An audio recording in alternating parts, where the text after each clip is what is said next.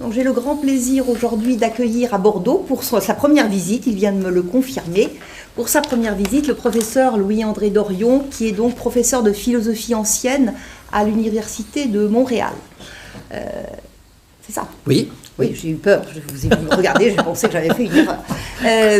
Donc durant tout le mois de mars, Louis-André Dorion est accueilli par l'UFR de grec de Paris-Sorbonne et plus particulièrement par l'unité de recherche EDITA. Et dans ce cadre-là, donc, il donne un certain nombre de conférences dans le cadre du séminaire de Madame Marie-Pierre Noël à la Sorbonne, également au centre Léon Robin, oui, de l'ENSPSL, oui, et au centre Jean Pépin. Vous continuez un petit tour de France avec l'université de Caen, oui, pour un cours de philosophie dans le cadre du séminaire de Monsieur Laurent, je crois. C'est bien cela. Et nous avons la chance d'avoir réussi, au milieu de toutes ces conférences, à avoir le professeur Dorion pour nous parler aujourd'hui d'un sujet qui lui est cher. Vous aviez le titre, c'est Plaidoyer pour l'exégèse comparative des témoignages sur Socrate. Vous allez voir tout l'intérêt de cette exégèse. J'en suis maintenant désormais très convaincue. J'ai effectivement lu votre dernier ouvrage, qui est un recueil d'articles paru après le premier. Le premier s'appelait L'autre Socrate, déjà un titre qui laisse envisager les perspectives de M. Dorion, et qui est paru en 2013, donc qui était un ensemble d'articles consacrés à Socrate.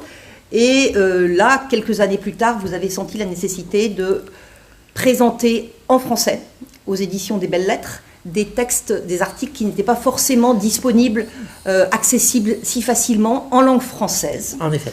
Et pour cela, nous vous remercions, parce que nos étudiants ont tendance maintenant à publier d'emblée en anglais, à abandonner le français de plus en plus, et même les thésards, les docteurs.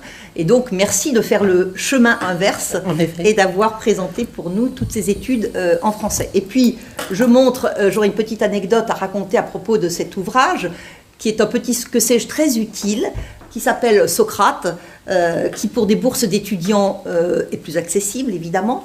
Non, c'est à la suite de la conférence que je ferai que je vous donnerai la petite anecdote. Très bien.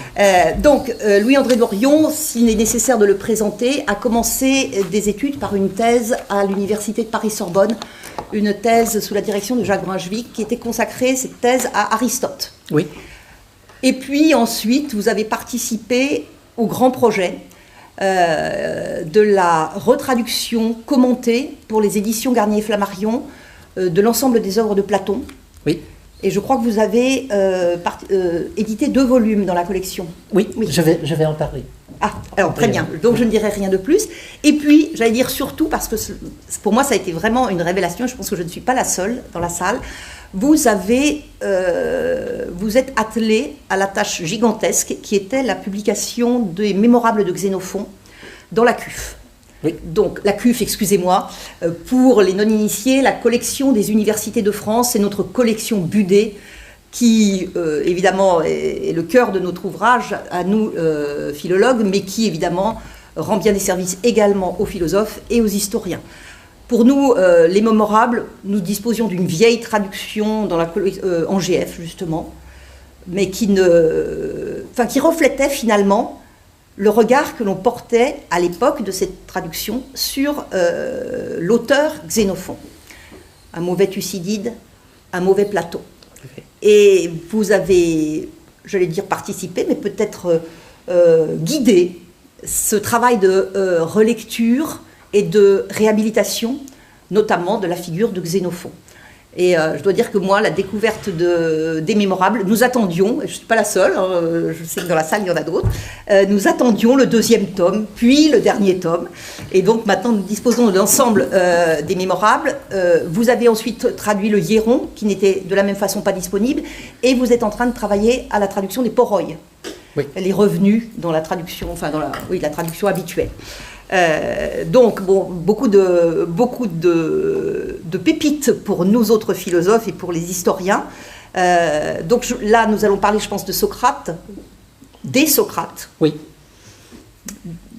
d'un Socrate, d'une figure de Socrate, et de la façon dont on peut peut-être essayer de, sinon la cerner, en tout cas de l'approcher au plus près. Très bien. Je vous laisse la parole. Merci beaucoup pour votre présentation et pour surtout l'invitation à Bordeaux. En fait, c'est la première fois que je viens à l'université de Bordeaux, mais rassurez-vous, ce n'est pas la première fois que je viens à Bordeaux. J'y suis déjà venu à quelques reprises toujours avec beaucoup de plaisir, et encore plus de plaisir aujourd'hui lorsqu'on quitte la grisaille parisienne qui régnait ce matin. C'est un véritable plaisir que de se retrouver sous le soleil de Bordeaux. Voilà. Cela fait maintenant 30 ans que je poursuis des recherches sur Socrate et sur la littérature socratique, et je vous présenterai aujourd'hui non pas le bilan de mes recherches, mais plutôt, ça me paraît plus intéressant, l'origine et le fil conducteur de ces recherches sur Socrate depuis 30 ans. Commençons par l'heureux concours de circonstances qui m'a orienté vers Socrate. Au départ, rien ne semblait me prédestiner à faire de Socrate le principal objet de mes recherches. En effet, comme Madame Gotland l'a rappelé, ma thèse de doctorat portait sur les réfutations sophistiques d'Aristote. Les réfutations sophistiques, c'est le dernier traité de l'Organon, et c'est un traité où Aristote analyse différentes sortes de sophismes.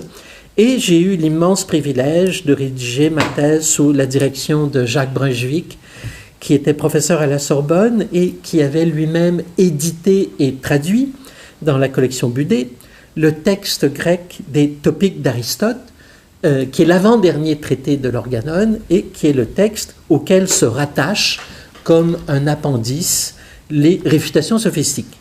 Jacques Brunswick était donc le savant tout désigné pour diriger ma thèse. Comme Aristote dans les réfutations sophistiques analyse le mode d'argumentation qui est la marque de commerce de Socrate, à savoir la réfutation. En grec, ça se dit elenkos. Je reviendrai un peu plus tard sur ce terme elenkos, que très souvent l'on ne traduit pas, non pas par coquetterie, mais parce que le terme a des résonances multiples que le terme réfutation en français ne rend que bien faiblement. Donc comme Aristote dans ce traité analyse ce mode d'argumentation qui est la marque vraiment de commerce de Socrate, je me suis également intéressé pendant ces années de thèse aux premiers dialogues de Platon, dont la plupart sont des dialogues réfutatifs. La plupart des premiers dialogues de Platon sont à la recherche d'une définition, que l'on pense à l'Eutyphron, où l'on cherche à définir la piété, le Charmide, où l'on cherche à définir la Sophrosyné, le Lysis, où l'on cherche à définir l'amitié, etc. Et Socrate, dans ses dialogues, réfute systématiquement chacune des propositions de définition avancées par ses différents interlocuteurs. Ma soutenance de thèse a décidé de mon avenir de chercheur en raison de la présence, le jour de la soutenance, de deux hommes qui ont exercé sur moi par la suite une influence déterminante.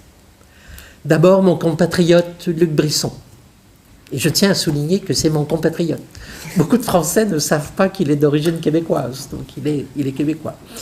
Donc il faisait partie du jury et, comme Sophie Gotland l'a rappelé, qui était alors le maître d'œuvre de la nouvelle traduction des œuvres complètes de Platon, qui était en cours de publication chez Flammarion.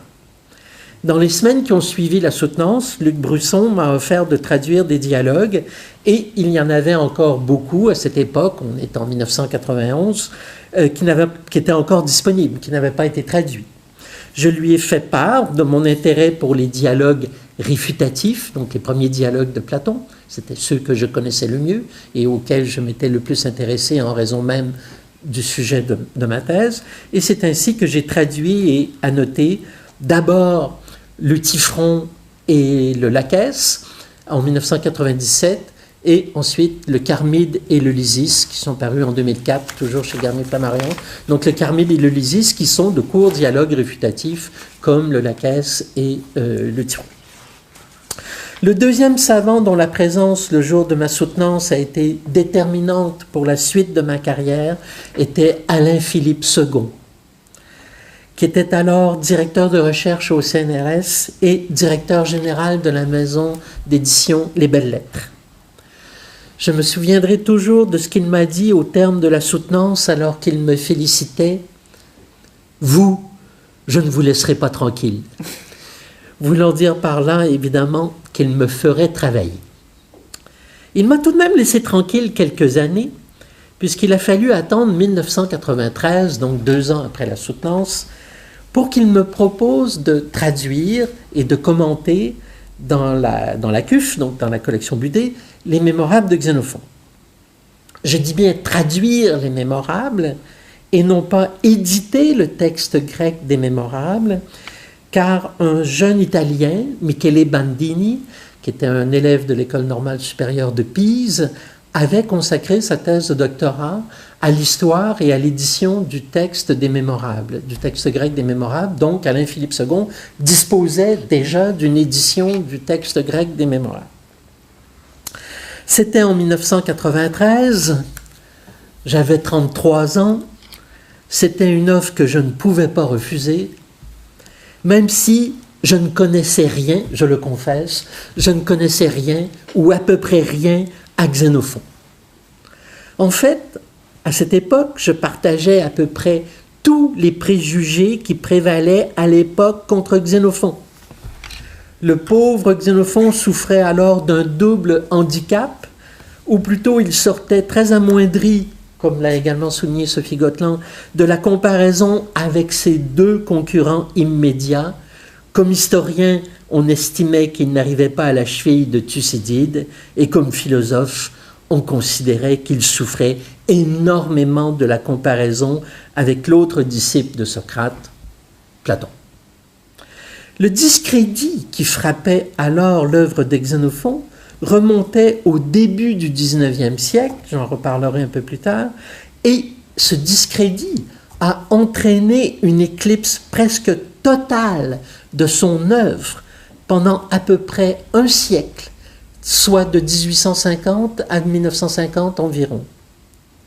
Il est à mes yeux révélateur que la dernière traduction des œuvres complètes de Xénophon en français remonte au début des années 30, c'est celle de Pierre Chambry qui est parue en 3 volumes chez Garnier, donc au début des années 30, et qui a été reprise par la suite en poche chez Garnier-Flammarion.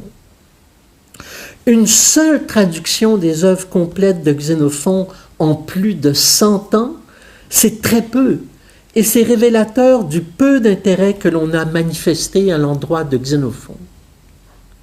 À titre de comparaison, il y a eu 4 traductions des œuvres complètes de Platon pendant la même période.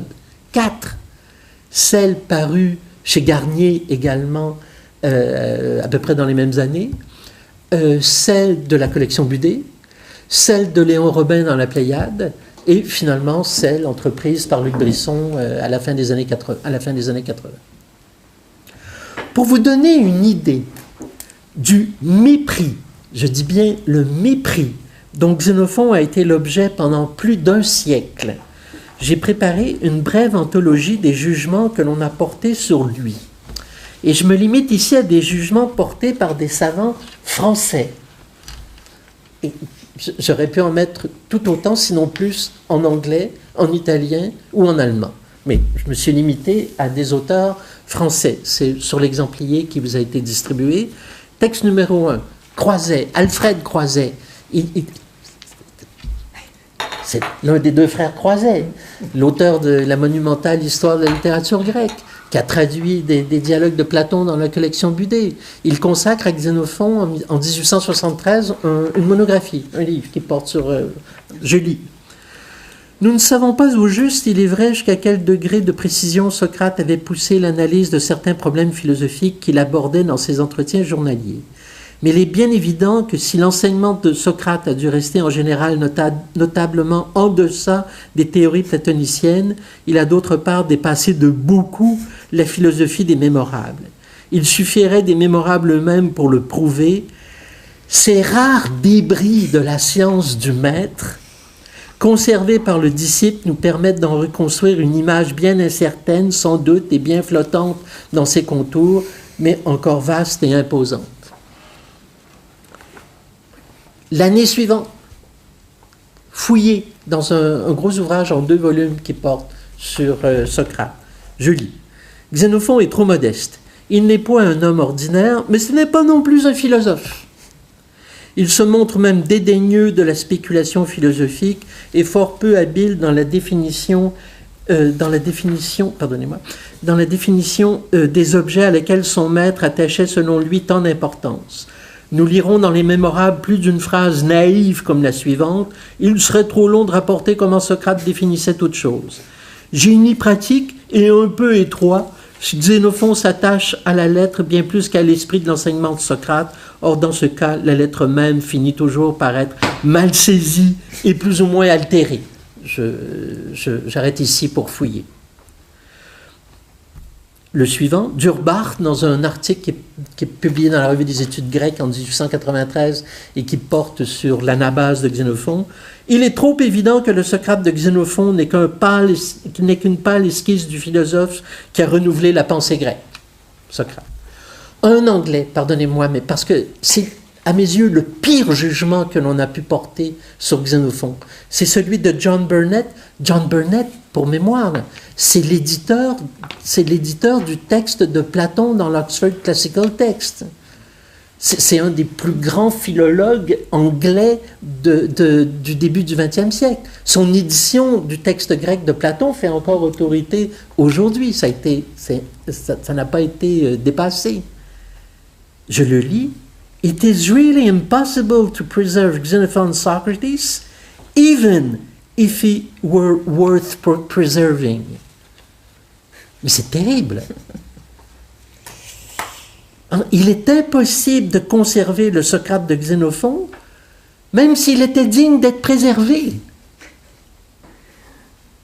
C'est stupéfiant comme jugement. Léon Robin, 1923, dans son grand ouvrage sur la pensée grecque. Je le lis. Totalement dépourvu de cet idéalisme, c'est-à-dire celui de Platon, le témoignage de Xénophon dans ses Mémorables, dans son banquet, dans son apologie, si elle n'est pas apocryphe, oui, pas apocryphe, mais apocryphe, pardonnez-moi, il y a une coquille. Enfin, dans l'économique, est-il, comme on l'a dit souvent, plus vrai historiquement? Peut-être le Socrate qu'il nous donne est-il plus humain, mais son humanité est si médiocre et si plate que la profondeur de son influence, l'excès de ses enthousiasmes ou des hostilités qu'il a suscitées en deviennent tout à fait inexplicables. En outre, bien loin d'être les notations scrupuleuses d'un historien témoin des faits, les Mémorables sont manifestement une composition romanesque où s'accusent avec force la personnalité, les goûts, les souvenirs de leur auteur, bigot, retors et utilitaire mesquin, gonflé de prétentions militaires et politiques qui les réduit à ne déployer qu'en écrit, enfin grand propriétaire rural, amateur de chevaux et de chiens. C'est un pendant de la Cyropodie et il serait aussi chimérique d'y chercher le vrai Socrate que dans celle-ci, le vrai Cyrus. Léon Robin, dont on sait quelle influence il a exercée sur l'histoire de la philosophie ancienne en France pendant tout le XXe siècle. Pierre Chantraine, autre grand totem de la philologie française, dans son édition de l'Économique, 1949. Voilà un Socrate, dans la deuxième partie de l'Économique, qui ressemble bien peu à celui qu'évoquent les dialogues de Platon, assez peu au Socrate de l'histoire. Comme si on pouvait savoir qui était le Socrate de l'histoire, mais j'y reviens dans un instant. C'est Xénophon, on l'a souvent dit, si Socrate apparaît moins idéalisé plus ou moins que chez Platon, il reste trop médiocre. Un qualificatif que Robin avait employé aussi, médiocre, pour qu'on s'explique la profondeur de son influence, l'excès des enthousiasmes ou des haines qu'il a suscités. Jean Humbert, 1955, dans un compte-rendu d'un livre de Jean Lucioni qui date de 1953 et qui portait sur les dialogues socratiques de Xénophon. Hélas, il faut l'avouer, le Socrate de Xénophon est bien utilitaire et médiocre, c'est la troisième fois, et sans cesse tiré dans la direction d'un affligeant conformisme. Cela ne signifie nullement que parce qu'il est le plus souvent terre à terre, qu'il est plus proche de Socrate tel qu'il fut que le prestigieux Socrate de Platon. Je saute l'autre jugement d'Humbert porté quelques années plus tard. Francis Wolff, Francis Wolff, dans un petit Socrate qui date de 1985, à côté de ses chefs-d'œuvre, des dialogues de Platon, la figure peut-être plus fidèle, mais combien terne, que nous livrent les œuvres apologiques de Xénophon. Pas à l'isse, bien sûr, de la comparaison avec Platon. On a le Socrate qu'on peut. Sarah Kaufmann. Là, on atteint le summum du mépris. Parce qu'elle est un invisible secret, elle renvoie à l'ironie socratique. Xénophon, esprit terre à terre, véritable insecte rampant, collant de par trop au sol et manquant assurément de cette finesse de l'ouïe qui permet de percevoir l'invisible, n'a nullement perçu l'ironie socratique.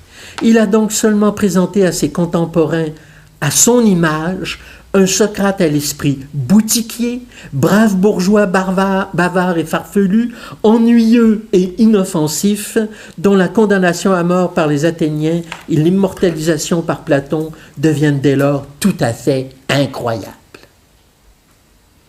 Et pour finir, 1996, on est parti de 1873 à 1996, Monique Cantos-Perber, dont le dictionnaire d'éthique, le dictionnaire d'éthique qu'elle a dirigé au PUF à l'article Socrate, la platitude du personnage que nous présente Xénophon a du reste longtemps paru confirmer l'authenticité de son témoignage. Le Socrate de Xénophon exprime essentiellement les valeurs morales de son temps. Xénophon défend un Socrate si conventionnel et dont les répliques sont si attendues qu'on se demande comment un tel personnage a jamais pu inquiéter les Athéniens. À lire de pareils jugements sur Xénophon, on peut se poser la question, était-ce vraiment un cadeau que l'on m'offrait de traduire les Mémorables dans la collection Budé? En tout état de cause, il est pour le moins évident qu'il y a une relation de cause à effet entre ces jugements négatifs sur Xénophon et l'absence d'une édition des Mémorables dans la CUF. Lorsqu'on accepte malgré tout d'entreprendre une nouvelle édition des Mémorables, comme ce fut mon cas, on ne peut pas faire l'impasse sur le jugement extrêmement négatif qui accablait Xénophon et son œuvre, et l'ensemble de son œuvre, depuis plus d'un siècle. J'ai donc lu, patiemment, les principales études qui ont été consacrées à Xénophon depuis le début du XIXe siècle, afin d'identifier et d'évaluer les principales critiques qui lui ont été adressées et qui ont provoqué le désintérêt unanime pour son œuvre. Je me suis aperçu, au fil de mes lectures, que ce sont toujours les mêmes griefs qui revenaient et qu'ils étaient au nombre de 10, ces griefs, ces critiques. Je les expose et je les commente dans l'introduction aux Mémorables, dont le premier volume est paru en 2000. Petite anecdote, vous m'en devez une, mais le premier volume de l'édition des Mémorables est paru en 2000. Je me suis évidemment empressé d'en envoyer un exemplaire à Jacques Brunswick, qui m'a répondu laconiquement, et je conserve ce mot précieusement. Il m'a tout simplement dit « Surtout, ne suivez pas mon exemple ». Et j'ai compris immédiatement par là, Jacques Brunswick avait publié le premier tome de l'édition des Topiques en 1967 dans la CUF. Le deuxième tome est paru 40 ans plus tard, en 2007. Donc lorsque moi je publie en 2000 le premier tome des Mémorables, le deuxième tome des Topiques n'est toujours pas paru. Donc en fait, je crois aussi qu'il y avait comme un avertissement, faites bien attention, c'est risqué de faire paraître les tomes en pièces détachées. Les 10 griefs qui ont été retenus contre Xénophon, je vous les présente très rapidement. Si ça vous intéresse, je pourrais revenir là-dessus pendant la discussion. Premier grief, la brièveté de la relation entre Xénophon et Socrate. En fait, on n'en sait rien. Deuxième grief, Xénophon n'a pas été un vrai socratique, c'est-à-dire qu'il n'a pas été un disciple intime de Socrate. Troisième grief, Xénophon a longtemps vécu en exil à l'extérieur d'Athènes. Quatrième grief, Xénophon n'est pas un historien objectif. Cinquième grief, Xénophon n'a pas utilisé de notes pour la rédaction des mémorables. 6e grief, malgré ce qu'il prétend, Xénophon n'a pas été un témoin oculaire des entretiens qu'il rapporte. 7e grief, Xénophon ne représente pas une source indépendante, ou bien il s'inspire abondamment des autres socratiques, ou bien il les plagie sans vergogne. 8e grief, en raison de leur finalité apologétique, les mémorables édulcorent et déforment la pensée de Socrate. 9e grief, Xénophon fait de Socrate le porte-parole de ses propres idées, valeurs et intérêts. Et finalement, 10e grief, Xénophon n'est pas un philosophe, il n'était donc pas apte à saisir la profondeur et la subtilité de la pensée de Socrate. Aucune des raisons pour lesquelles on a méprisé et négligé Xénophon ne résiste à un examen rigoureux et sans parti pris. C'est la plus grande partie de l'introduction des mémorables est consacrée à l'examen de ces critiques et à leur, en guillemets, réfutation. Je vous épargne les détails de cet examen critique et je me contenterai de souligner que toutes ces raisons, tous ces griefs, étaient liés de près ou de loin à ce que l'on appelle la question socratique, c'est-à-dire la question de savoir s'il est possible de reconstituer la pensée du Socrate historique à partir des principales sources que nous avons conservées, soit les 3 témoignages directs parce que ce sont des contemporains de Socrate, donc ce sont les témoignages d'Aristophane, de Platon et de Xénophon, et d'un témoin indirect, Aristote, qui est né après la mort de Socrate, mais qui nous rapporte tout de même certains jugements à propos de Socrate. La naissance de la question socratique est contemporaine du début de la révision critique du témoignage de Xénophon, soit le début du XIXe siècle. Alors, la question socratique a été lancée au début du XIXe siècle par un article d'un grand théologien et philosophe allemand, Schleiermacher, qui a été le premier à contester l'autorité du témoignage de Xénophon et à prétendre que Socrate doit avoir été plus que ce que l'on trouve chez Xénophon, parce que ce n'est pas philosophiquement très intéressant ce que l'on trouve chez Xénophon. Bon. La tendance lourde de la question socratique, depuis ses origines au XIXe siècle jusqu'à la fin du XXe siècle, a été de disqualifier Aristophane, pour la raison que c'est un auteur de comédie qui caricature le personnage de Socrate, de rabaisser le témoignage de Xénophon, pour la raison qu'il n'est pas un philosophe et qu'il n'a rien compris aux subtilités de la pensée de Socrate, et de privilégier le témoignage de Platon jusqu'au point d'y voir la seule source digne de confiance pour connaître la pensée du Socrate historique, et finalement de considérer que le témoignage d'Aristote est en fait entièrement dépendant du témoignage de Platon, de sorte qu'il ne subsiste qu'un seul témoignage, celui de Platon. Et il y a eu des commentateurs pour soutenir au début du XXe siècle que le Socrate historique correspondait exactement au Socrate de Platon.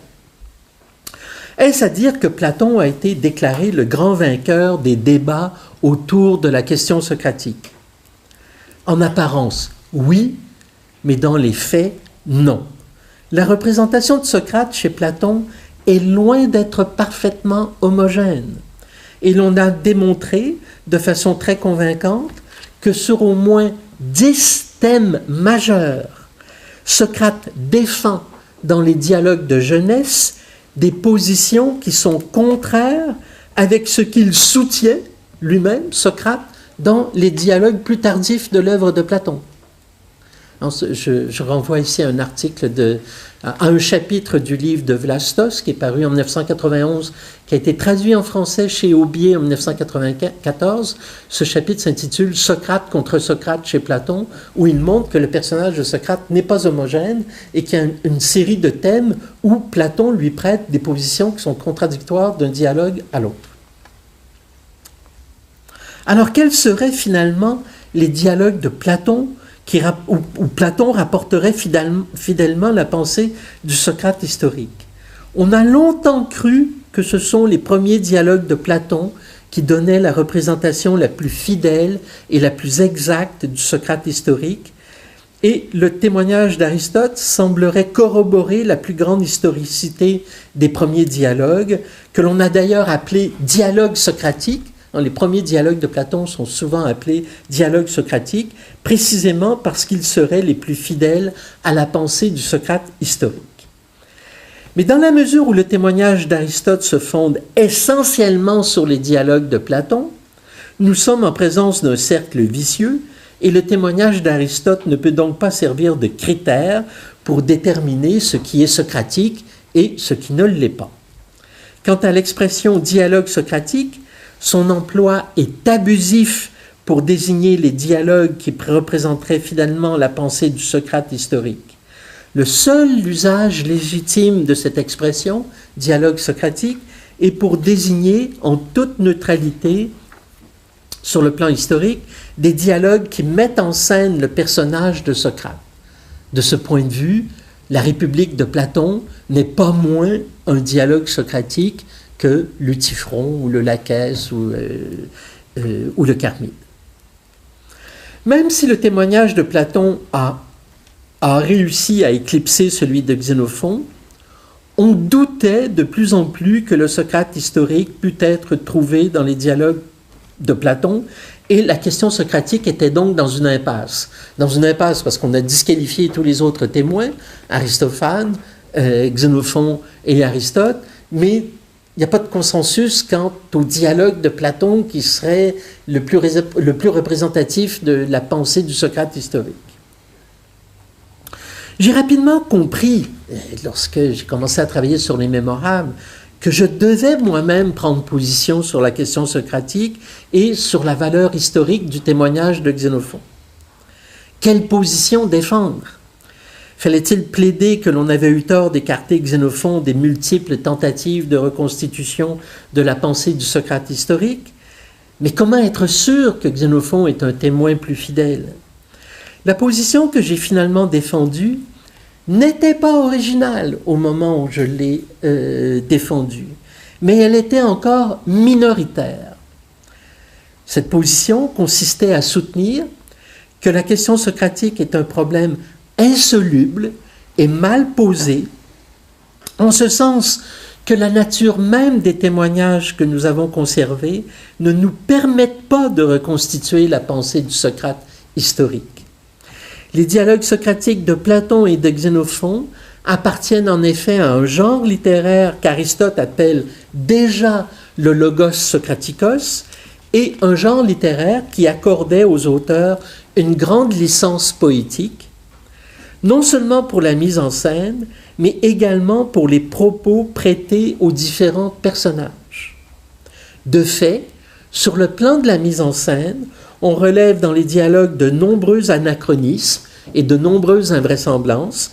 Par exemple, dans le Parménide, Platon fait dialoguer Socrate avec Parménide, or c'est absolument invraisemblable sur le plan chronologique. Ou encore, au début du Charmide, Platon rapporte un entretien que Socrate aurait eu à son retour du siège de Potidée.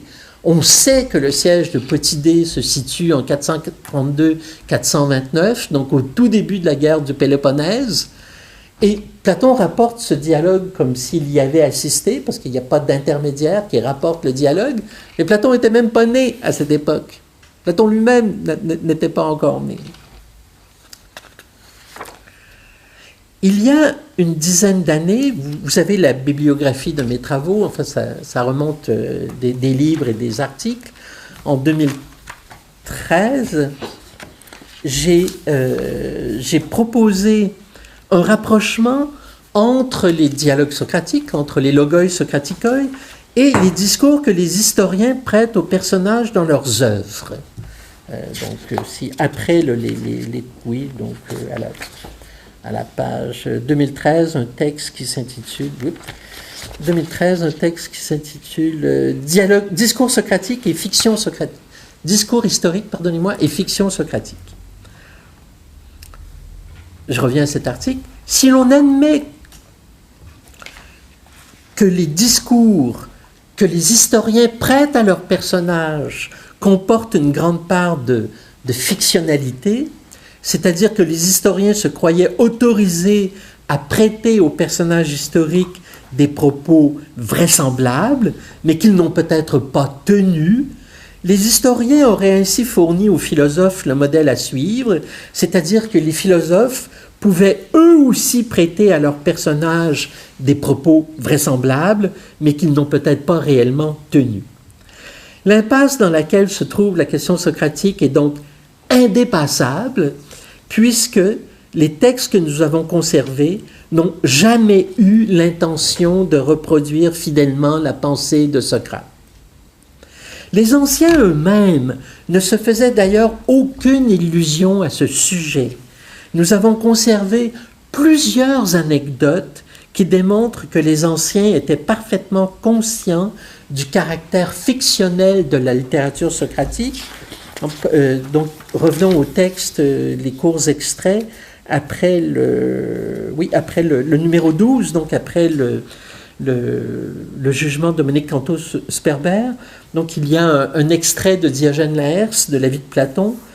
On raconte encore que Socrate, qui venait d'entendre Platon donner lecture du Lysis, s'écria « Par Héraclès, que de fausseté dit sur moi ce jeune homme !»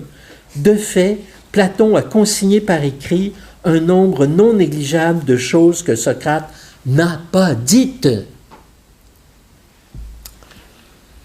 Cette anecdote est fausse dans la mesure où la composition du Lysis est sans doute postérieure à la mort de Socrate, et Socrate n'a donc jamais pu entendre la récitation du Lysis, mais de notre point de vue, elle contient une part de vérité pour autant qu'elle reconnaît pleinement, cette anecdote, le caractère fictionnel de la littérature socratique. Athénée, au livre 11 du Banquet des sophistes, rapporte une anecdote plaisante dont la signification est analogue. Socrate raconte un rêve qu'il a fait. Platon, transformé en corbeau, s'était posé sur sa tête chauve, où il sautillait et croassait en regardant à la ronde. Pour Socrate, ce rêve signifie que Platon va raconter plusieurs mensonges sur son compte. Donc, et toujours Diogène Laërce, regardez le texte numéro 13, toujours dans la vie de Platon, chez Diogène Laërce, même lorsqu'il fait dire quelque chose à Socrate ou à Timée, Platon expose des doctrines qui sont les siennes. Donc, il y a de très nombreuses anecdotes de ce genre et qui montrent bien que les anciens ne se faisaient pas d'illusions sur l'historicité des paroles qui sont prêtées à Socrate dans les différents dialogues. Revenons à mon introduction au Mémorable. Je n'ai donc plus à tenter de résoudre la question socratique. Enfin, pour moi, c'est une question réglée. Bon, réglée en ce sens que c'est un problème insoluble et mal posé. Mais je n'ai pas non plus de perspective herméneutique globale pour interpréter le texte des Mémorables. L'étude qui m'a finalement indiqué la voie à suivre et qui m'a également convaincu qu'il valait mieux renoncer à la question socratique est un magnifique article qu'un Américain a publié dans les Oxford Studies in Ancient Philosophy en 1993, l'année même où on m'a proposé de traduire et de commenter les Mémorables pour la CUF. Cet auteur, il s'appelle Paul van der Wert, et il a publié un long article d'une 50aine de pages, donc dans les Oxford Studies in Ancient Philosophy, sur l'apologie de Xénophon. Quelques années plus tôt, en 1991, Vlastos, dans son grand livre sur Socrate, 1991, ça a été le livre le plus influent sur Socrate de la fin du XXe siècle. Il consacre une annexe au récit de l'oracle chez Platon et chez Xénophon pour essayer de déterminer lequel des deux est le plus fidèle historiquement. Et, comme on peut s'en douter, il disqualifie Xénophon pour ne retenir que le récit de l'oracle chez Platon. Comme si ce que Platon fait dire à Socrate dans l'Apologie était historiquement fidèle. Van der Wert, 2 ans plus tard, a dit « Mais c'est pas ça qu'il faut faire. C'est autre chose. » Chez Platon, l'oracle dit « Personne n'est plus savant que Socrate. » Sophotatos. Donc c'est la Sophia qui est en valeur. La Sophia de Socrate. Socrate est le plus sage des hommes. Chez Xénophon, la Pythie répond personne n'est plus libre, personne n'est plus juste et personne n'est plus modéré, sophrone que Socrate. Aucune mention de la Sophia. Et la Pythie attribue non pas une qualité à Socrate, la Sophia, mais 3. La justice, la liberté et la modération, donc la sophrosynè. Ce que Van der Wert fait, c'est il dit ce qu'il faut faire, c'est d'essayer de comprendre pourquoi Xénophon choisit ces 3 qualités et non pas la Sophia. Et il démontre que sur ces 3 qualités, il y en a 2 qui ont pour condition la 3e. Je m'explique. Socrate est le plus libre. Pourquoi il est le plus libre? Parce qu'il est le moins asservi aux passions physiques. Pourquoi est-il le plus juste? Parce qu'il se contente tellement de ce qu'il a, il se satisfait tellement de ce qu'il a qu'il n'attenterait jamais au bien d'autrui. Et pourquoi est-il le plus sophrone, le plus modéré? Parce qu'il est il est celui qui gouverne le mieux ses désirs physiques. Autrement dit, sa liberté et sa justice ont pour condition sa sophrosynè. Et de fait, Van der Wert montre que Xénophon accorde à la sophrosynè de Socrate, que Xénophon, pardonnez-moi, appelle également parfois son enkrathéia, un rôle central dans l'éthique de son Socrate, un rôle qui supplante et de loin la Sophia chez le Socrate de Platon. Et c'est ce qu'il appelle l'exégèse comparative. Van der Wert emploie déjà cette expression.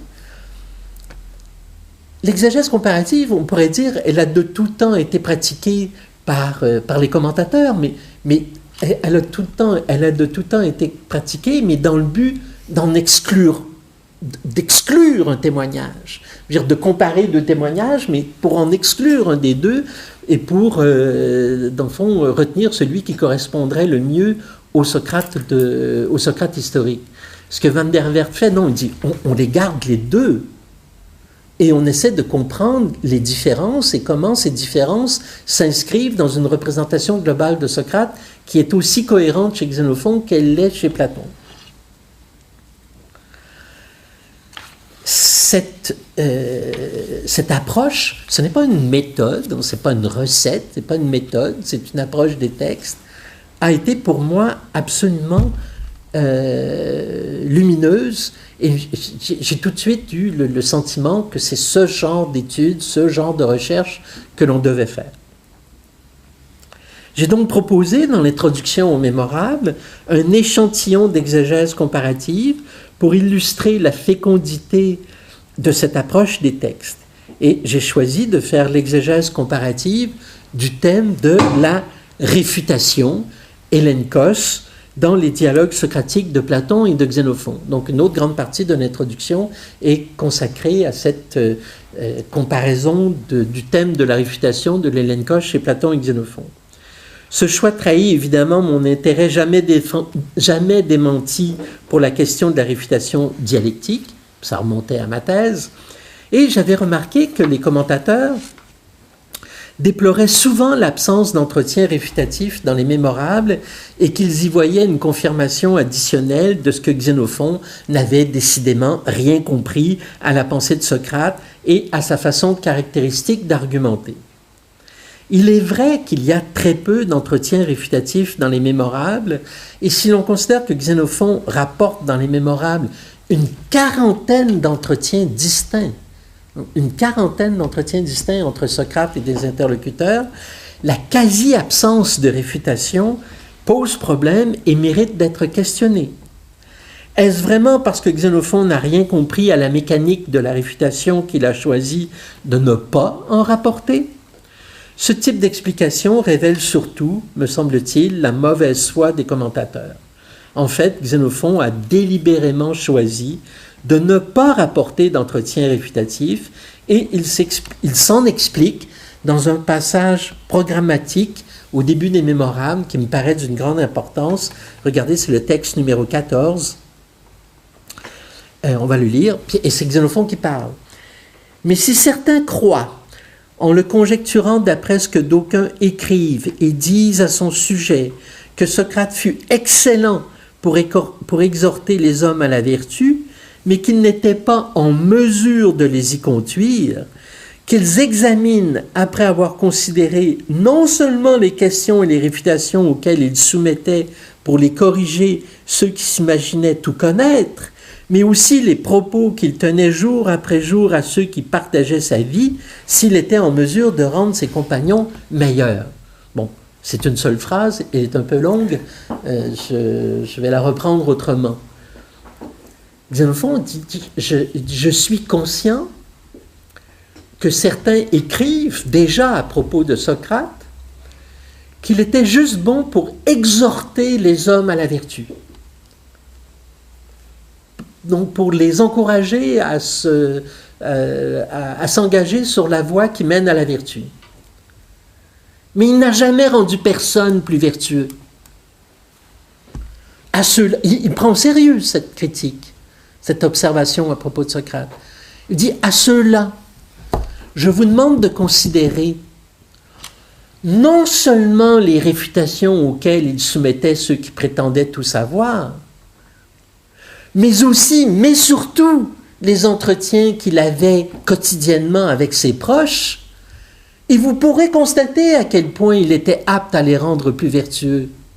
Autrement dit, ce n'est pas par ses réfutations qu'il rendait les hommes vertueux, mais par les entretiens d'une autre nature qu'il avait quotidiennement avec ses proches ou avec les Athéniens, et c'est par le moyen de ces autres conversations qu'il les rendait plus vertueux.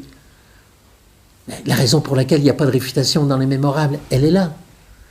Ce que veut montrer Xénophon, c'est à quel point Socrate a été utile, à quel point il a réellement réussi à rendre les autres vertueux. Or, ce n'est pas par la réfutation qu'on rend quelqu'un vertueux. Donc, tout ce qu'on peut faire par le biais d'une réfutation, c'est de démontrer à son interlocuteur qu'il ne sait pas ce qu'il croyait savoir. Et si la vertu consiste en un savoir, ben, tout reste à faire. C'est-à-dire, une fois qu'on a débarrassé l'interlocuteur de ses faux savoirs et de son illusion de connaître, ben, il lui reste l'essentiel, c'est-à-dire à acquérir la véritable connaissance qui le rendra vertueux.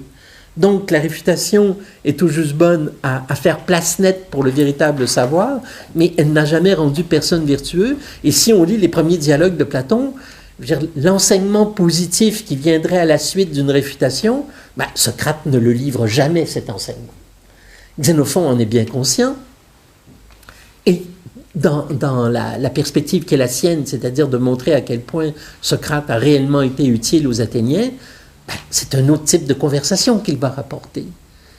Et dans les Mémorables, en fait, il y a une seule réfutation qui est présentée par Xénophon, et conformément au texte qu'on vient de lire, c'est un passage où il réfute un jeune homme qui s'imagine qu'il sait tout et qu'il n'a pas besoin de maître, et Socrate va le réfuter pour lui démontrer qu'il ne sait rien et qu'il a besoin d'un maître, en l'occurrence lui-même.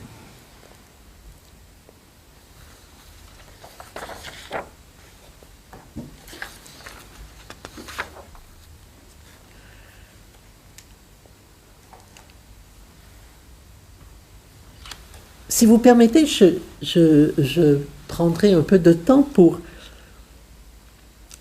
présenter les principaux avantages de l'exégèse comparative et comment cette approche des textes se situe par rapport à ce que je qualifierais d'ancien paradigme, celui de la question socratique.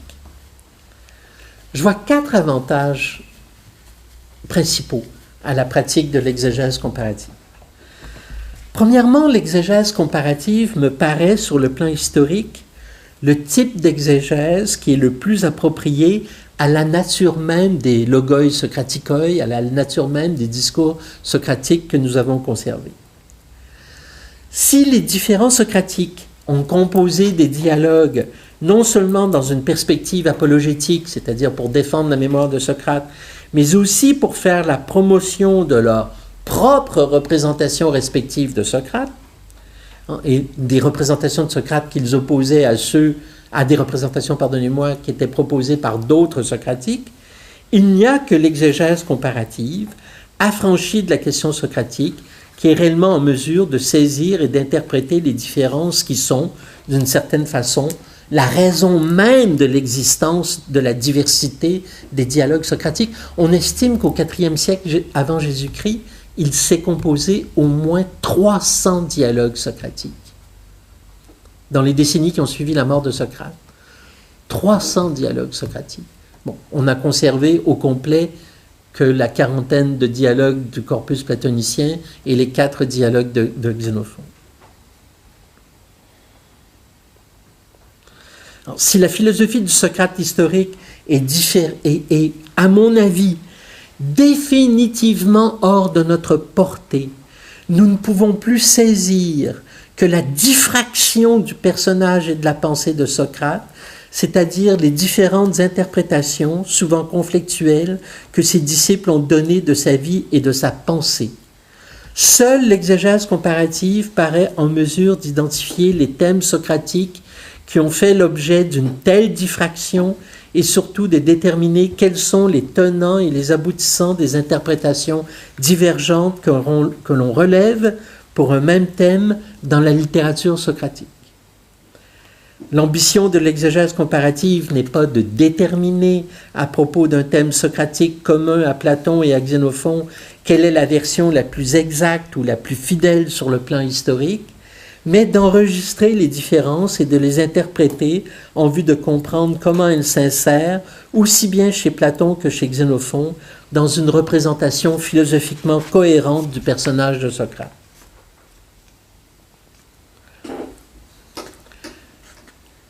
Et je fais le pari, puis c'est une chose à laquelle je tiens beaucoup, que ce type d'exégèse comparative qui redonne droit de cité à tous les témoignages proscrits et ostracisés par la question socratique, enrichira considérablement notre compréhension non seulement de la réception du socratisme, mais aussi des auteurs mêmes qui s'expriment par l'intermédiaire de Socrate.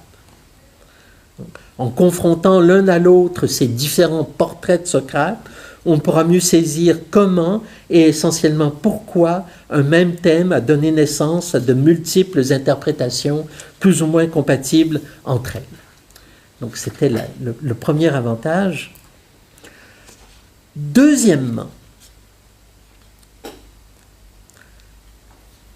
l'exégèse comparative permet de mieux saisir à la fois la spécificité et la cohérence des différents portraits de Socrate que nous avons conservés. Dans la perspective de la question socratique, les interprètes ont tendance, en présence de thèmes communs à Platon et à Xénophon, à se satisfaire rapidement de convergences superficielles et à conclure précipitamment que nous tenons là un trait authentique du Socrate historique. C'est-à-dire, il y a de nombreux thèmes socratiques qui sont communs à Platon et à Xénophon, et on se dit, ah bon, voilà, ça doit remonter au Socrate historique. Mais en fait, on se satisfait, dans la plupart des cas, de recoupements très superficiels. Si vous prenez la bibliographie de mes travaux, je vais vous donner un exemple qui me paraît à la page 5 de la bibliographie.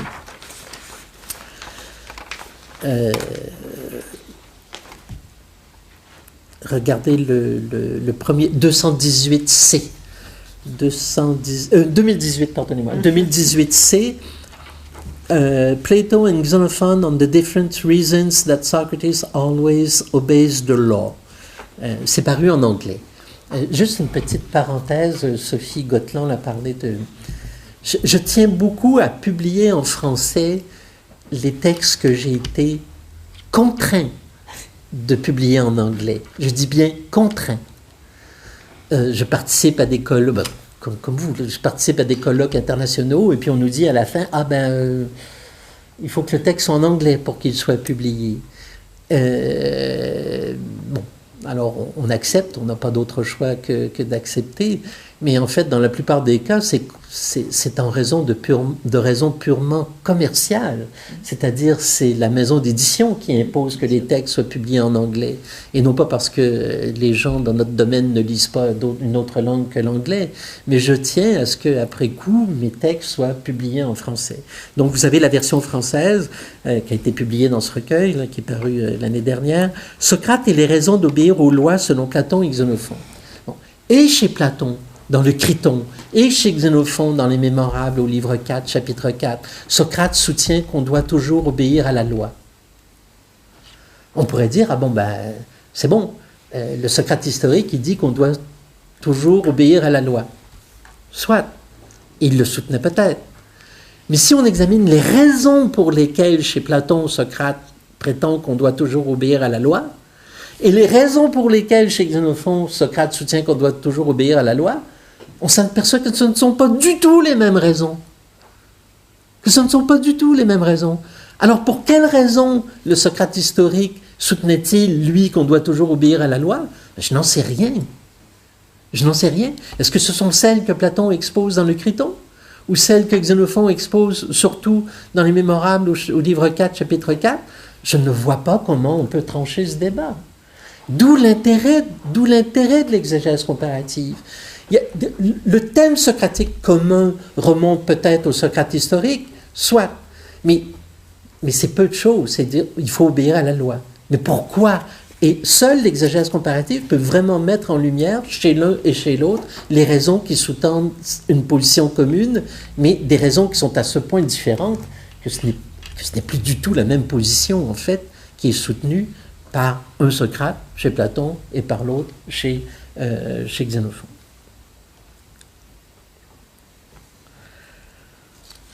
Je reviens à mon exposé. Donc, le partisan de l'exégèse comparative est plus prudent, c'est-à-dire, il ne saute pas immédiatement à la conclusion « Ah, là, on a là un thème qui remonte au Socrate historique ». Et il est surtout plus sensible aux différences et aux variations qui trahissent au sein d'un thème commun la spécificité de la représentation platonicienne ou xénophontienne de Socrate. C'est l'exégèse comparative qui m'a ainsi permis de montrer que plusieurs thèmes communs à Platon et à Xénophon comportent chaque fois des variantes et des différences qui ne se laissent pas qui ne se laissent réellement j'ai perdu ma page 17. Oui, elle est ici. Pleinement comprendre qu'à la lumière d'un portrait global de Socrate qui est brossé par chacun de ces deux auteurs. La pratique de l'exégèse comparative, je dirais, affine le regard, c'est-à-dire qu'elle permet également de saisir plus rapidement, avec plus d'acuité, les traits qui sont propres à un portrait de Socrate en particulier. Bien que certaines de mes études ne soient pas des applications directes de l'exégèse comparative, c'est néanmoins la pratique de l'exégèse comparative qui m'a permis d'identifier, par contraste avec d'autres représentations de Socrate d'où ces thèmes sont absents, des thèmes qui sont propres ou spécifiques au Socrate de Xénophon. Je songe par exemple à mes études sur la métaphore de l'entremetteur. Chez Xénophon, Socrate est présenté comme un entremetteur, un mastropos. Jamais Platon ne le qualifie ainsi. Chez Xénophon, et ça me paraît particulièrement important, Socrate a des compétences économiques, alors que le Socrate de Platon dit ouvertement qu'il est pauvre. Dans l'Apologie, il le dit 3 fois, qu'il est pauvre, et ça ne lui pose aucun problème. Chez Xénophon, si Socrate avait dit qu'il était pauvre, il aurait ruiné sa position de maître qui enseigne la politique. Il reconnaît qu'il ne fait pas de politique, mais parce qu'il préfère former des jeunes gens à la politique. Mais pour Xénophon, la politique, c'est une extension de la compétence économique. C'est-à-dire, la compétence à gérer son oikos, son domaine, est fondamentalement la même compétence qui est en jeu pour gérer la cité. Donc, si Socrate reconnaissait qu'il était pauvre, il reconnaîtrait du même coup qu'il est incompétent à gérer son oikos et donc qu'il n'a pas la compétence nécessaire pour enseigner la politique. Et de fait, Socrate, dans l'Économique de Xénophon, dit, au chapitre 11, « Le reproche le plus absurde qui m'a été adressé », il dit bien, le reproche le plus insensé, le plus absurde qui m'a été adressé, c'est d'être un pauvre.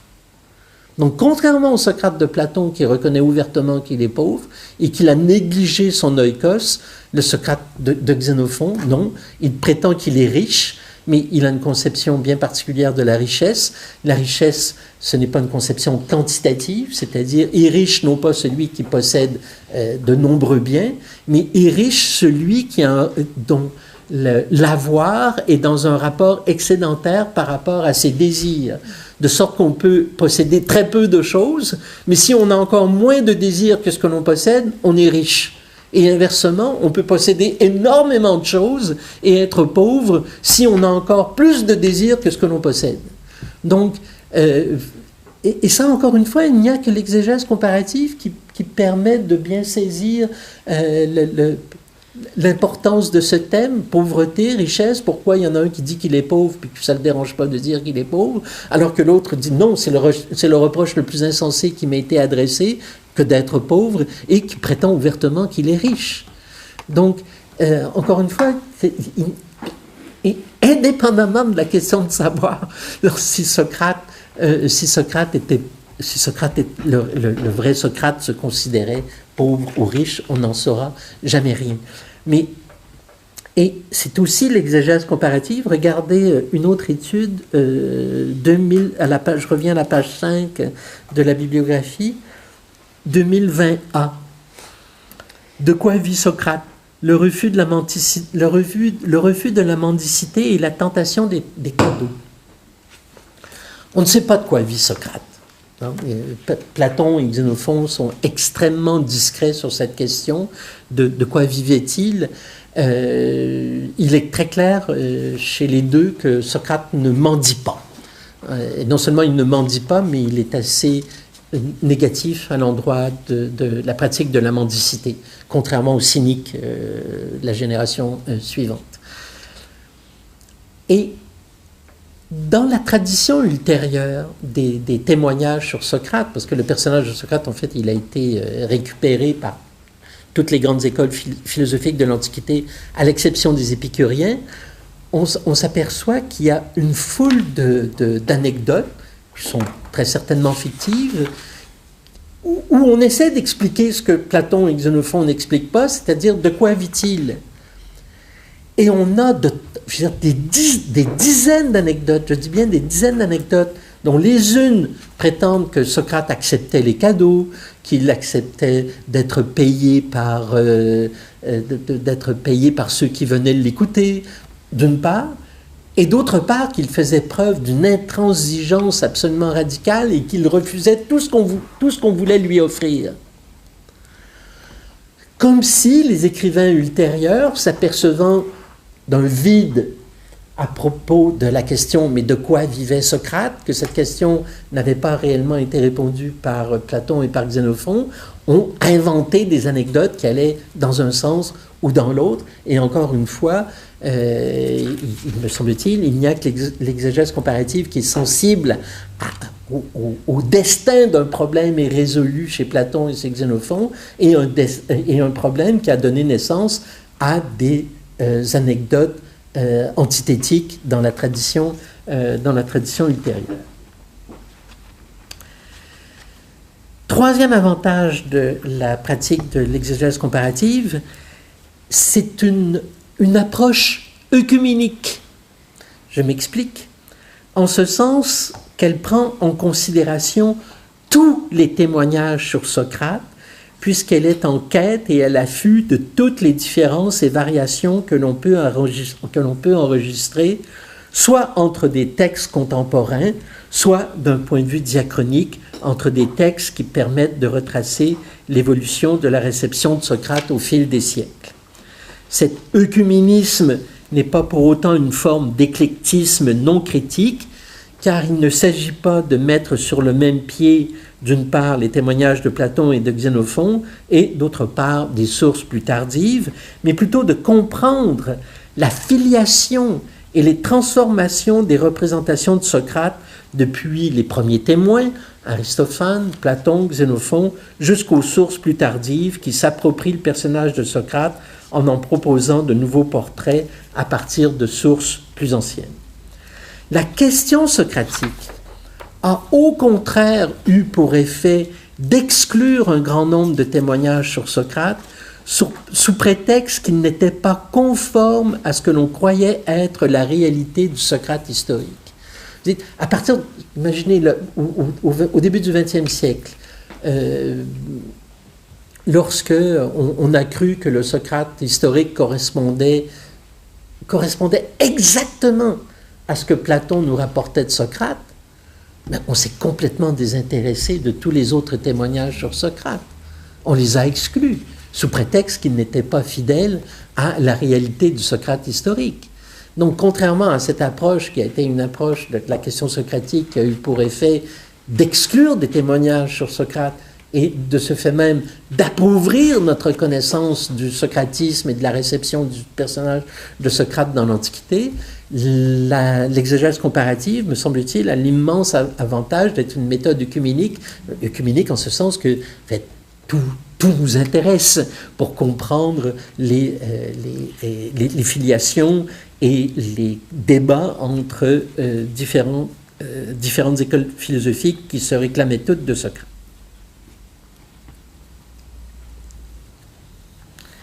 Quatrième avantage de l'exégèse comparative,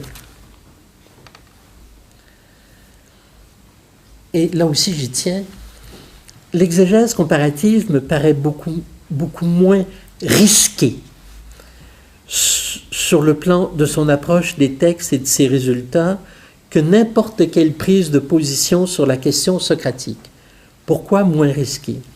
Les résultats de l'exégèse comparative demeurent en effet valables et pertinents en eux-mêmes, indépendamment d'une recherche de solution à la question socratique, alors que les recherches liées à la question socratique s'exposent à un risque beaucoup plus élevé de contestation et de caducité.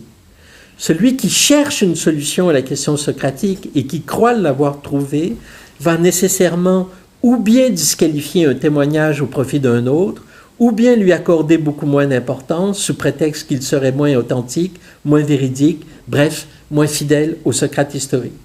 Si jamais il s'avère que l'interprète s'est trompé dans sa tentative de reconstruction du Socrate historique à partir des témoignages, et forcé de reconnaître, au vu de l'absence de consensus sur l'identité du Socrate historique, que la très grande majorité des tentatives de solution à la question socratique ont erré d'une façon ou d'une autre, l'interprète aura donc exclu, voire excommunié, un témoignage qui n'était pas moins intéressant et pertinent que celui qui a été privilégié pour de mauvaises raisons. Un tel risque n'existe évidemment pas avec l'exégèse comparative, puisque l'interprète qui se réclame de cette approche n'exclut aucun témoignage et il les accueille tous dans la mesure où il espère que la confrontation de ces témoignages permettra de mieux saisir les multiples interprétations auxquelles donnaient déjà lieu chez les anciens certains thèmes socratiques.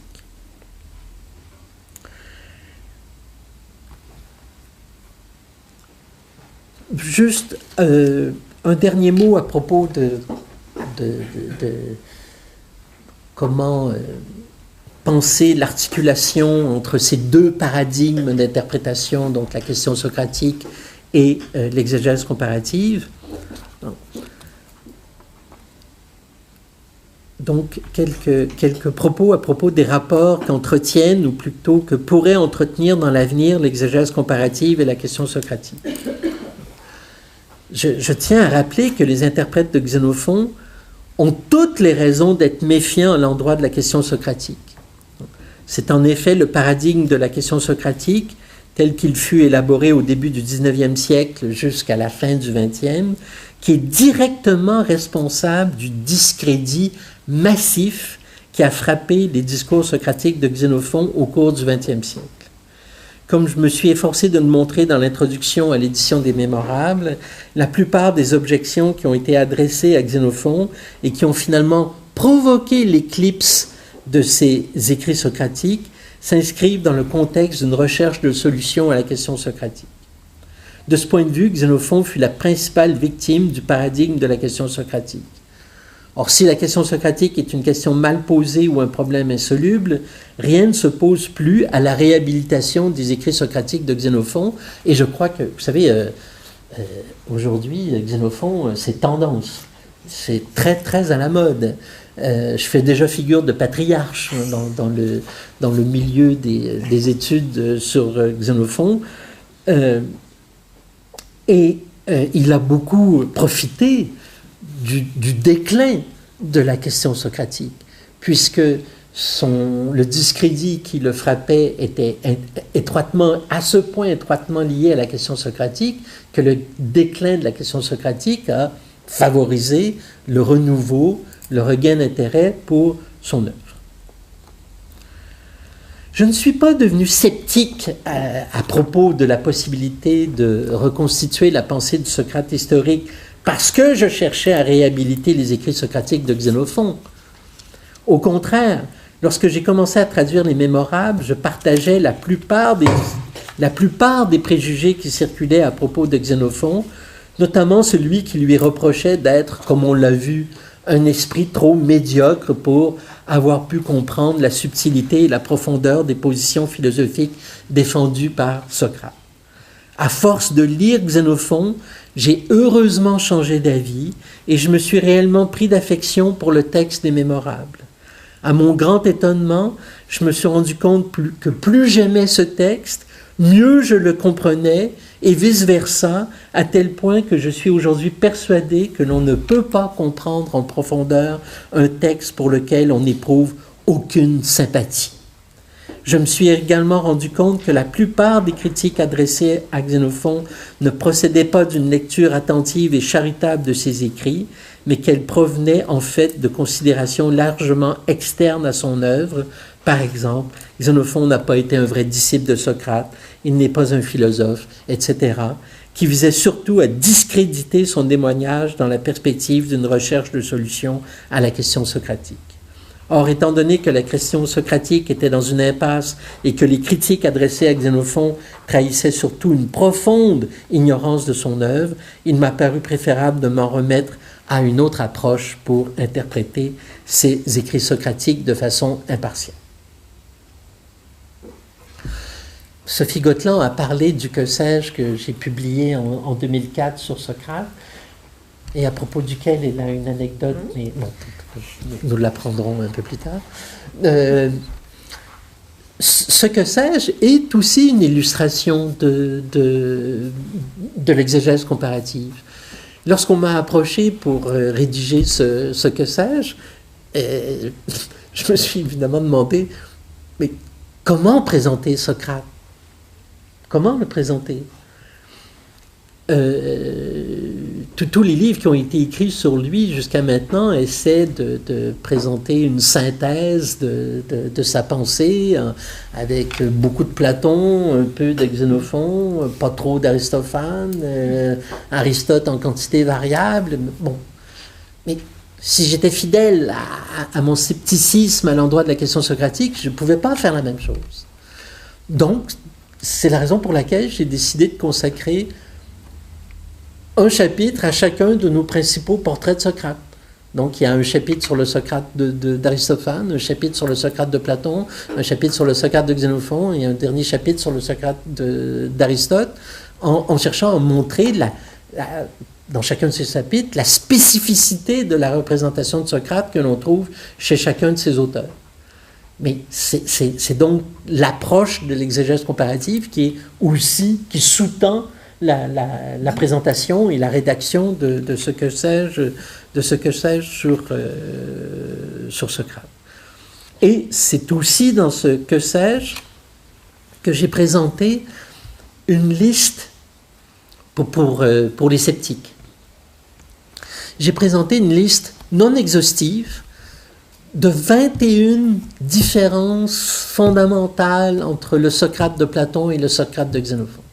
Je dis des différences, en fait des divergences fondamentales entre les deux, c'est-à-dire des divergences qui me paraissent à ce point significatives qu'on ne peut pas les résoudre. C'est-à-dire qu'on ne peut pas trouver une façon de concilier la position de Socrate sur les thèmes où j'ai mis en lumière ces divergences. Il y en a 21, c'est non exhaustif, je crois en avoir trouvé d'autres depuis. Mais je vous donne quelques exemples de ces divergences fondamentales où il me paraît impossible de trouver un terrain d'entente entre les deux Socrates. Premier exemple. Le Socrate de Xénophon ne se déclare jamais ignorant d'un sujet qui relève de la morale et il est en mesure de définir les vertus. Notre représentation commune de Socrate, qui reconnaît qu'il ne sait rien, ça ne peut venir que de Platon. Jamais le Socrate de Xénophon n'affirme qu'il ne sait rien à propos d'un sujet éthique, et il est en mesure de définir les vertus. Allez, amenez-moi les vertus, il les définit l'une après l'autre. Le Socrate de Platon, en revanche, se prétend, comme vous le savez, ignorant des sujets les plus importants, et il cherche en vain à définir les vertus. Le Socrate de Platon est ainsi engagé dans une quête toujours recommencée, celle de la définition de la vertu, tandis que le Socrate de Xénophon ne donne jamais l'impression d'être à la recherche d'une réponse ou d'une solution à un problème qu'il se pose. Deuxième exemple. Le Socrate de Xénophon reconnaît ouvertement qu'il enseigne et qu'il est un expert en éducation. Le Socrate de Platon, quant à lui, prétend au contraire qu'il n'a été le maître de personne et il se présente souvent comme l'élève de son interlocuteur. Troisième exemple, le Socrate de Xénophon reconnaît qu'il ne fait pas de politique, mais admet sans détour qu'il forme des jeunes gens à la politique. Le Socrate de Platon, quant à lui, ne reconnaît jamais qu'il dispense une telle formation, c'est-à-dire qu'il forme des jeunes gens à la politique, et il prétend qu'il est le seul à faire de la politique, en ce sens qu'il est le seul qui se soucie de rendre ses concitoyens meilleurs. Quatrième exemple, pour le Socrate de Xénophon, la politique est une technique comme une autre, c'est-à-dire qu'elle est une simple compétence technique que l'on peut acquérir auprès d'un maître reconnu, alors que pour le Socrate de Platon, la politique est un savoir moral à vocation architectonique. J'entends par là que la politique se fonde sur la connaissance du bien et du mal, qui surplombe toutes les techniques, dans la mesure où cette connaissance du bien ou du mal fixe les finalités que les différentes techniques doivent poursuivre pour le bien de la cité. Cinquième exemple, comme j'en ai parlé un peu plus tôt, le Socrate de Xénophon attache beaucoup d'importance à l'économie en général et aux conditions de la prospérité matérielle, alors que le Socrate de Platon y est complètement indifférent. Le Socrate de Platon considère que l'unique tâche du bon citoyen est de rendre ses concitoyens meilleurs, c'est-à-dire vertueux, alors que pour le Socrate de Xénophon, la tâche du bon citoyen est d'enrichir la cité. Et d'enrichir la cité. Et je pourrais continuer. Donc, il y a beaucoup de divergences entre les deux.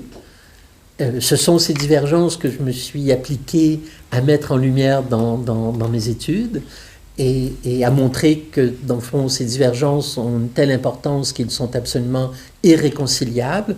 Depuis quelques années, alors je deviens la cible, je suis devenu la cible de ceux des nostalgiques de la question socratique, c'est-à-dire de ceux qui croient que l'on peut encore reconstituer la pensée du Socrate historique. Et ces dernières années, donc, il y a eu des publications où on conteste mes positions en prétendant que j'exagère les différences entre les deux Socrates. Je me tâte encore quant à savoir si je vais leur répondre ou pas. je me fais vieux, j'ai autre chose à faire. Mais bon, j'ai jamais cru que j'allais mettre fin une fois pour toutes à l'espoir de reconstituer la pensée du Socrate historique. Et force est de constater que, bon, il y a, comme je le disais il y a un instant, il y a encore des nostalgiques de la question socratique. Je vois que le temps file. Un autre aspect de mes études, et une chose à laquelle je tiens, c'est la réception de Xénophon dans l'Antiquité et à l'époque moderne. J'y tiens pour la raison suivante, c'est-à-dire les deux premiers auteurs de l'Antiquité dont nous avons conservé les œuvres intégrales, c'est Platon et Xénophon. C'est pas rien. Les deux premiers auteurs dont nous avons conservé les œuvres intégrales, c'est Platon et Xénophon. Platon, il avait un immense avantage sur Xénophon, celui d'avoir fondé une école qui a été vivante jusqu'au 6e, 7e siècle après Jésus-Christ. Donc, il a donc joui d'un support institutionnel extraordinaire pour la transmission de son œuvre. Xénophon n'a fondé aucune école. Et si ses œuvres, on sait qu'on n'a rien perdu de Xénophon, et si ses œuvres ont été transmises pendant toute l'Antiquité, c'est qu'il a été un auteur qui a été extrêmement apprécié dans l'Antiquité. On le lisait, on l'appréciait, donc on le recopiait. Un auteur qu'on ne lit plus, c'est un auteur qu'on ne recopie plus et qu'on finit par perdre précisément parce qu'on ne le recopie plus. Notre connaissance de Xénophon, pour les raisons que j'ai expliquées, c'est incroyablement appauvrie au XIXe et au XXe siècle, à tel point que l'on ne comprend plus l'extraordinaire fortune qui a été la sienne dans l'Antiquité. Et un des aspects de mes recherches, c'est de mettre en lumière l'influence de Xénophon chez certains auteurs anciens. Si on revient à la bibliographie, regardez à la page 4. À la page 4, l'étude de 2016C de l'influence des mémorables sur le De Natura Deorum de Cicéron. Au livre 2 du De Natura Deorum, Cicéron rapporte la position des stoïciens sur la théologie. Donc il rapporte en fait les grandes lignes de la théologie stoïcienne. Mais on le sait, que la théologie stoïcienne a été fortement influencée par les mémorables de Xénophon. Dans les mémorables, je donne les références entre parenthèses, le livre 1, chapitre 4 et le livre 4, chapitre 3, sont des entretiens sur la téléologie divine, c'est-à-dire comment les dieux ont conçu l'univers, dans quelle finalité, avec quel objectif, et dans l'intérêt de l'homme. C'est aussi une vision anthropocentriste de l'univers, c'est-à-dire que les dieux ont conçu l'univers dans l'intérêt de l'homme. Pour vous montrer à quel point, jusqu'où est allé le mépris à l'endroit de Xénophon au XIXe et au XXe siècle, l'éditeur du texte des mémorables dans la collection Teubner, c'est pas rien, la Teubner c'est comme l'Oxford Classical Text, puis c'est comme la CUF pour les Allemands. Il a athétisé ces deux chapitres, c'est-à-dire non, ces chapitres, d'un point de vue philosophique, sont trop intéressants pour qu'ils aient pu être rédigés par Xénophon. Ce sont, à l'évidence, des interpolations stoïciennes. C'est-à-dire, ce sont des textes stoïciens qui ont été interpolés par erreur dans le texte des mémorables. Donc, il faut les supprimer de l'édition des mémorables. Non, aujourd'hui, on redécouvre l'influence extraordinaire de Xénophon sur les stoïciens, qui n'était pas la moindre des écoles philosophiques de l'Antiquité. Et dans cette étude de 2016, je me suis appliqué à montrer que le texte des mémorables est sous-tend presque tout le livre 2 de Cicéron, dans le De Natura Deorum, et que les réminiscences du texte des Mémorables sont très nombreuses. Et d'un point de vue méthodologique,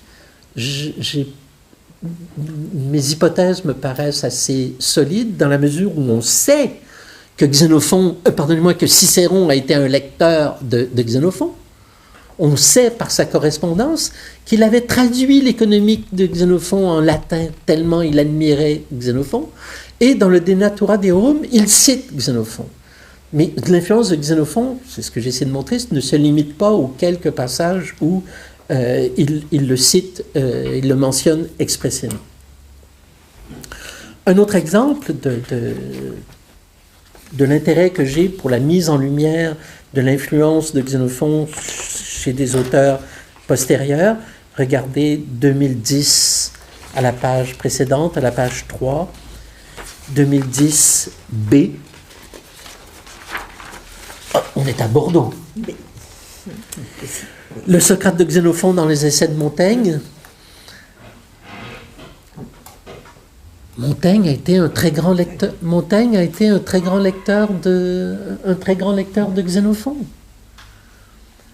Et il y a malgré la grande édition de Villers-Saunier, malgré les nouvelles éditions dans la Pléiade, il y a des références, il y a des allusions, à mes yeux, claires au Socrate de Xénophon qui ont échappé aux éditeurs des essais.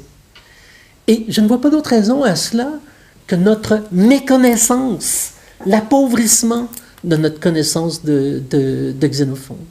Donc, c'est un article que j'ai eu beaucoup de plaisir à écrire, non seulement parce que pour la lecture de Montaigne, mais de montrer, de mettre en lumière qu'on sous-estime l'influence de Xénophon chez des auteurs, non seulement de l'Antiquité, mais de la modernité. Et à la dernière page de ma bibliographie, à la page 6, apparaître numéro 3, la réception de Xénophon chez Montaigne et la Boétie, apparaître dans le Brill's Companion to the Reception of Xenophon, qui doit paraître dans le courant de cette année. La Boétie, le grand ami de Montaigne, il a traduit, c'est l'une des premières, c'est pas la première, mais c'est l'une des premières traductions de l'économique de Xénophon en français. Donc les deux, Montaigne et Xénophon, Montaigne et la Boétie avaient une passion commune pour Xénophon, et avant la grande noirceur qui s'est abattue sur Xénophon au XIXe et au XXe siècle, les auteurs de l'Antiquité et de la modernité avaient presque sans discontinuité été des admirateurs de l'œuvre de Xénophon. Et je termine rapidement, juste avec un mot sur le livre que j'essaie de terminer, qui est un livre qui va porter sur la question de l'autarcie chez Socrate et les cyniques, et que j'ai presque terminé, que j'espère terminer dans le courant de cette année, et qui est un livre qui répond à 3 objectifs. Le premier, la notion d'autarcie me paraît une notion centrale dans la pensée ancienne, et il y a trop peu d'études qui ont été consacrées à cette notion, à la notion d'autarkeia, d'autosuffisance. C'est aussi, mais à l'échelle d'un livre, pas seulement d'un article, ce sera aussi un exemple d'exégèse comparative, dans la mesure où le Socrate de Xénophon est réputé être autarcique. Il est réputé être autarcique sur le plan matériel, c'est-à-dire il subvient par lui-même à ses propres besoins. Et Xénophon affirme à de nombreuses reprises que Socrate était autarcique. En revanche, nulle part chez Platon, il n'est dit ou suggéré que Socrate était autarcique. Et Socrate dit même dans la République, au livre 2, que la principale raison pour laquelle les hommes vivent en cité est qu'aucun de nous n'est autarcique. Aucun de nous n'est autarcique. Il dit bien aucun de nous. ça le comprend lui-même. Donc aucun de nous n'est autarcique, c'est-à-dire aucun de nous à l'état isolé ne peut subvenir à ses propres besoins. C'est la raison pour laquelle les hommes vivent en cité, et c'est exactement la raison qu'Aristote reprend dans la Politique au livre 1, lorsqu'il traite de l'origine de la cité. Il reprend exactement cette raison qui est présentée par Socrate au livre 2 de la République. Et il y a d'autres raisons pour lesquelles le Socrate de Platon n'est pas et ne peut pas être autarcique. Donc on a deux Socrates, un qui est autarcique, l'autre qui ne l'est pas. Et pourquoi les cyniques? Parce qu'on présente les cyniques comme une école socratique. Et chez Diogène, le fondateur du cynisme, l'autarcie est absolument centrale. Et c'est aussi une autarcie de nature matérielle, c'est-à-dire une autarcie de subsistance. Pour Diogène, il est fondamental, et pour tous les cyniques après lui, de pouvoir subvenir par lui-même à ses propres besoins. Mais vous voyez le problème. On les cynique, on les présente comme une école socratique qui place l'autarcie au centre de leur réflexion, mais on a deux Socrates, un qui l'est, autarcique, et l'autre qui ne l'est pas. Alors si les cyniques sont une école socratique, d'où dérive leur conception de l'autarcie, et est-ce vraiment la même conception de l'autarcie? Donc j'ai dit que c'était une autarcie de subsistance, c'est vrai, mais il y a aussi des divergences fondamentales par rapport au Socrate de Xénophon, qui souscrit également à une autarcie de subsistance. Et la principale de ces différences, c'est le rôle du modèle animal chez les cyniques, c'est-à-dire que les cyniques invoquent souvent les animaux comme modèle à imiter pour retrouver l'autarcie originelle et naturelle de l'homme. L'homme, comme tous les animaux, est ou devrait être un animal autarcique, un être autarcique, et s'il ne l'est plus, la faute en incombe à la civilisation et à la cité, qui n'a fait que multiplier les faux besoins. L'homme n'est plus autarcique en raison de tous les faux besoins créés par la civilisation. Imaginez, on est au IVe siècle avant Jésus-Christ, que ne dirait-il pas Diogène aujourd'hui à propos des faux besoins engendrés par la civilisation? Et donc, la question que je soulève, c'est et jamais Socrate, que ce soit le Socrate de Platon ou le Socrate de Xénophon, n'aurait pu proposer aux hommes les animaux comme un modèle à suivre sur le plan éthique. Donc, la question que je me pose aussi, finalement, dans ce livre, c'est malgré tous les recoupements que l'on constate entre le Socrate de Xénophon et les cyniques sur le plan de la nature de l'autarcie matérielle et les moyens de la mettre en œuvre, mais est-ce qu'on peut considérer, au vu également des divergences que l'on constate, entre autres le modèle animal, est-ce qu'on peut considérer que le cynisme est réellement une école socratique?